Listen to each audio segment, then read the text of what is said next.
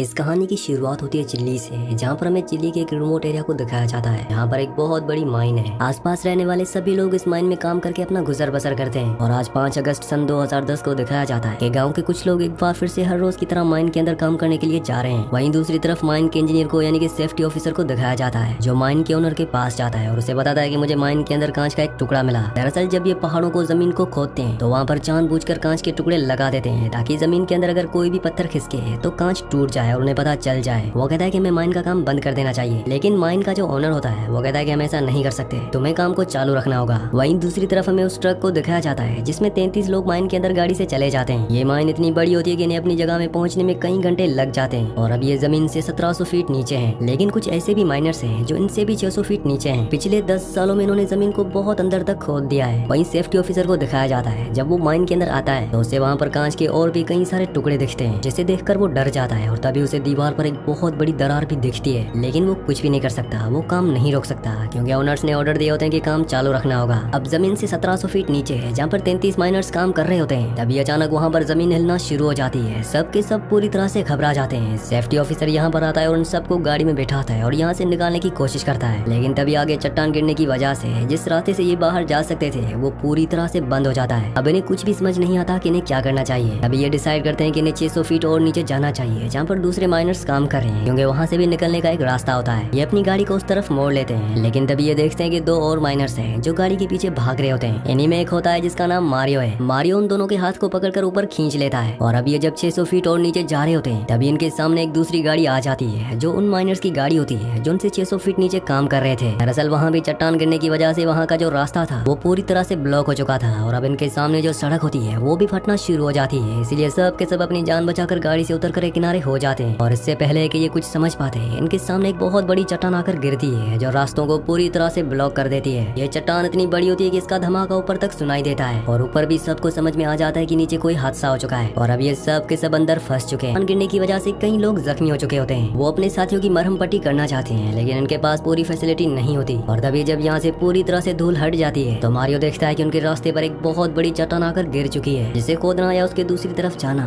पूरी तरह से नामुमकिन है। वहीं हमें माइन के बाहर दिखाया जाता है कि इन सभी माइनर्स की फैमिली माइन के बाहर इकट्ठा हो चुकी है, क्योंकि सबको पता चल चुका होता है कि माइन के अंदर हादसा हुआ है और माइन के अंदर जो लोग हैं वो वहाँ पर फंस चुके हैं। मीडिया के जरिए ये न्यूज पूरी दुनिया में आग की तरह फैल जाती है। वहीं हमें माइन के अंदर दिखाया जाता है, जहाँ पर सुपरवाइजर जिसका नाम लुइस है वो सभी लोगों को गिनता है। उसे पता चलता है कि यहाँ पर ये 33 लोग हैं। अब यहाँ पर एक रेफ्यूजी एरिया भी होता है जो इसी तरह के हादसों के लिए बनाया गया होता है, लेकिन वो कहता है कि वहाँ पर सिर्फ 30 लोग जा सकते हैं और हम 33 लोग हैं। अब इनके साथ जो मारियो होता है वो कहता है कि यहाँ पर चिमनियां भी बनी हुई हैं, अगर हम चाहें तो चिमनियों से बाहर जा सकते हैं, क्योंकि वहाँ पर सीढ़ियां होंगी। इसलिए सुपरवाइजर लुइस अपने साथ 29 लोगों को लेकर रेफ्यूजी एरिया की तरफ निकल पड़ता है, जबकि मारियो अपने साथ 2 लोगों को लेकर चिमनी की तरफ निकल पड़ता है और जल्दी ये तीनों के तीनों चिमनियों तक पहुंच जाते हैं, जहाँ पर मारियो चिमनी की सीढ़ियों से ऊपर जाने की कोशिश करता है और जब वो सीढ़ी से थोड़ा सा ऊपर जाता है तो वो देखता है कि ऊपर सीढ़ियां है ही नहीं। दरअसल अर्थक्वेक के जो झटके आए थे शायद उस वजह से सीढ़ियां पूरी तरह से टूट चुकी हैं और अब ये तीनों के तीनों यहाँ पर हताश हो जाते हैं। वहीं 30 लोगों को दिखाया जाता है जो रेफ्यूजी एरिया तक पहुंच जाते हैं। वहाँ पर वो देखते हैं कि उनके लिए खाने की सप्लाई वहाँ पर बहुत कम होती है और ना ही इनके पास दवाइयाँ होती है और अब मारियो भी अपने साथियों के साथ उसी रेफ्यूजी एरिया में पहुंच जाता है। इन सबको नहीं पता कि इन्हें कोई यहाँ पर बचाने आएगा भी कि नहीं, क्योंकि ये सब के सब जमीन से बहुत नीचे होते हैं। अब जब ये सब अपनी सोचों में डूबे होते हैं कि तभी एक बार फिर से यहाँ पर जमीन हिलना शुरू हो जाती है। सबकी सांसें थम जाती हैं। इन्हें लगता है कि अब इनकी जिंदगी का अंत आ चुका है। इन्हें अपने आगे अंधेरे के अलावा और कुछ भी नहीं दिखता और ये सब के सब गॉड से प्रेयर करते हैं और तभी अर्थक्वेक अपने आप ही रुक जाता है। वहीं माइन के बाहर दिखाया जाता है, जहाँ पर इन 33 लोगों की फैमिलीज वाले आ चुके हैं। वो माइन के लोगों से ऑफिसर से पूछना चाहते हैं कि अंदर क्या हो रहा है, लेकिन वो अपनी गन निकाल कर उन सबको भगाने की कोशिश करते हैं, पर वो लोग वहाँ से नहीं जाना चाहते क्योंकि उनके अपने माइन के नीचे फंसे हुए हैं। इसलिए ये वहाँ पर शोर करना शुरू कर देते हैं और बाहर पूरी रात खड़े रहते हैं। अगली सुबह हमें एक माइन ऑफिसर को दिखाया जाता है जो चिली के प्रेसिडेंट के पास जाता है और उन्हें बताता है कि माइन के अंदर कई लोग फंस चुके हैं, हमें उनकी मदद करनी चाहिए। प्रेसिडेंट कहता है कि ये काम माइन के ऑनर्स का है। दरअसल ये सारी की सारी माइंस प्राइवेट होती हैं, लेकिन माइन ऑफिसर कहता है कि उनके पास इतनी एडवांस मशीनें नहीं है जिससे वो लोगों को बचा सकें। आपको उनके लिए कुछ करना चाहिए। अगर आप उन सभी लोगों को बचा लेते हैं तो इंटरनेशनली आपका नाम होगा, क्योंकि ये खबर पूरी दुनिया में फैल चुकी है। प्रेसिडेंट को माइन ऑफिसर की ये बात सही लगती है और वो कहता है कि तुम उन्हें बचाने के लिए कुछ भी करो। अगली सुबह दिखाया जाता है कि माइन ऑफिसर उस माइन के बाहर पहुंच जाता है जिस माइन के अंदर 33 लोग फंसे हुए हैं। वहाँ पर वो उन सभी की फैमिलीज को यकीन दिलाता है कि वो उन सबको बचा लेंगे और अब वो अंदर माइन के ओनर के पास जाता है और कहता है कि हमें उन 33 लोगों को बचाना होगा। लेकिन माइन का ओनर कहता है कि ऐसा नहीं हो सकता, अंदर बहुत बड़ा हादसा हुआ है, मुझे नहीं लगता कि अंदर कोई भी बचा होगा और जिस जगह जमीन की जिस गहराई पे वो सब काम कर रहे थे वहाँ तक पहुँचना पूरी तरह से नामुमकिन है। वैसे भी वहाँ पर सिर्फ 3 दिनों का खाना है और हमें हमें वहाँ पहुँचने में कई महीने लग जाएंगे और तब तक अगर हम वहाँ पहुँच भी गए तो वो सब के सब भूख से मर चुके होंगे। और अब मिनिस्टर ऑफ माइन यानी कि माइन ऑफिसर को भी यकीन हो जाता है कि माइन का जो ओनर कह रहा है वो बिल्कुल सही कह रहा है। वो बाहर जाता है और लाउड स्पीकर पर सबको कहता है कि हम इस ऑपरेशन को शुरू नहीं कर सकते क्योंकि अंदर कोई भी जिंदा नहीं होगा। और तभी एक लेडी जिसका भाई नीचे माइन में फंसा होता है वो इस ऑफिसर को एक जोरदार थप्पड़ मारती है क्योंकि उसे अभी भी यकीन है कि उसका भाई नीचे जिंदा है। और यहाँ पर जितने भी लोग होते हैं वो सब के सब चिल्लाना शुरू कर देते हैं। वो सब इस मिनिस्टर ऑफ माइन से कहते हैं कि हमारे रिश्तेदारों को, हमारे अपनों को बचा लो। माइन ऑफिसर जब उनकी ऐसी हालत देखता है तो तय करता है कि वो उन सब की मदद करेगा। और प्रेसिडेंट की मदद से यहाँ पर एक माइन इंजीनियर को बुलाया जाता है जो स्कैन करके माइन ऑफिसर को बताता है कि नीचे रेफ्यूज एरिया में 33 लोग फंसे हुए हैं। दरअसल एक बहुत बड़ी चट्टान गिरने की वजह से पूरी की पूरी माइन धंस चुकी है और अब हमें उन्हें ड्रिल करके ऊपर निकालना होगा। वही माइन के अंदर दिखाया जाता है जो खाने के लिए एक दूसरे से लड़ रहे होते हैं। और तभी मारियो कहता है कि हम सबको खाना बचाकर खाना होगा, जब तक कि हमारे लिए यहाँ पर कोई मदद नहीं आ जाती तब तक हमें कम से कम खाना होगा। ये एक दिन में 2 घूंट दूध और एक 2-2 कुकीज खाकर ये अब सर्वाइव करना शुरू कर देते हैं। माइन के बाहर बहुत बड़ी ड्रिल मशीन को बुलाया जाता है ताकि ड्रिल करके उनसे कांटेक्ट किया जा सके, लेकिन यहाँ पर चट्टान इतनी ठोस होती है कि उस पर ड्रिल करने में इंजीनियर को बहुत तकलीफ होती है। उसकी कई ड्रिल्स टूट जाती हैं लेकिन फिर भी वो दिन रात ड्रिल करता रहता है। माइन ऑफिसर ने यहाँ पर उन लोगों के रिश्तेदारों के लिए जिनके अपने लोग नीचे फंसे हुए हैं कैंप का भी इंतजाम कर दिया होता है क्योंकि इनमें से कोई भी घर वापस नहीं जाना चाहता। वही रिफ्यूज एरिया में उन 33 लोगों को जब ड्रिल की आवाज सुनाई देती है तो वो सब के सब खुश हो जाते हैं। इन सब के अंदर बचने की एक उम्मीद जाग उठती है। धीरे धीरे वक्त बीतता है और उन्हें आज 12 दिन हो चुके हैं। 12 दिनों से लगातार ड्रिल हो रहा है और ड्रिल उस गहराई तक पहुंच जाता है जहाँ पर रेफ्यूजी एरिया है। लेकिन इन 33 लोगों की किस्मत बिल्कुल भी अच्छी नहीं होती क्योंकि ड्रिल मशीन ने जहाँ पर छेद किया होता है वो इस जगह से 12 मीटर दूर होता है, जहाँ तक ये नहीं पहुँच सकते।